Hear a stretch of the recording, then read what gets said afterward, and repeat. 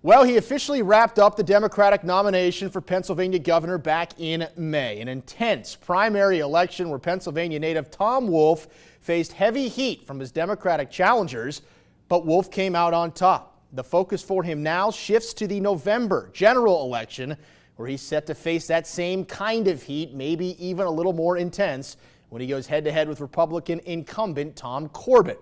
I had the chance to catch up with Wolf recently to get his thoughts on his bid to become the next governor of Pennsylvania and the road that now lies ahead that will be known as the campaign trail. Take a look. It is about building the middle class, and that's why education is important. And that's why I think people like the idea of my sharing 20 to 30% of my profits with my employees. I mean, I understand that made me a better company. Pennsylvania businessman Tom Wolf is the Democratic candidate for Pennsylvania governor. A straightforward message of rebuilding the middle class and the economy here in Pennsylvania by putting forth an emphasis on job creation and education. A message Wolf says he knows how to live up to because he has firsthand experience.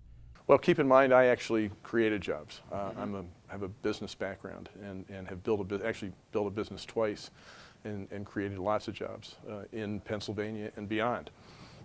In the United States, and I know what it takes to create jobs. The business community is well suited to do that, but we need to set the table so that businesses can do that in Pennsylvania. You had a quote that something to the degree of, or a part of your slogan is, Pennsylvania's best days are ahead of us, something to that effect.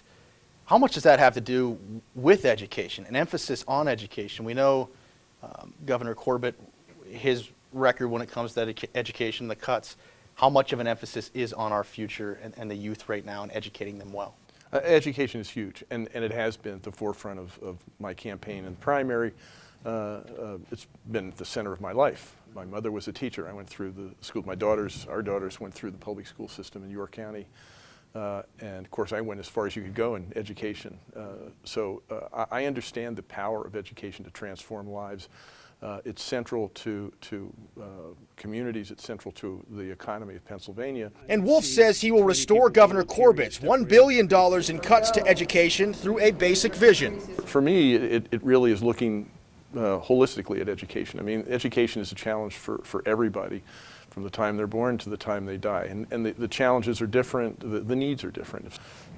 We need to figure out what the educational needs are. We have plenty of institutions that are capable of addressing the needs of individuals across the board, from early childhood centers to community colleges to universities. They tell me to. And while noticing Wolf's message, something else may have caught your attention during his primary campaign run.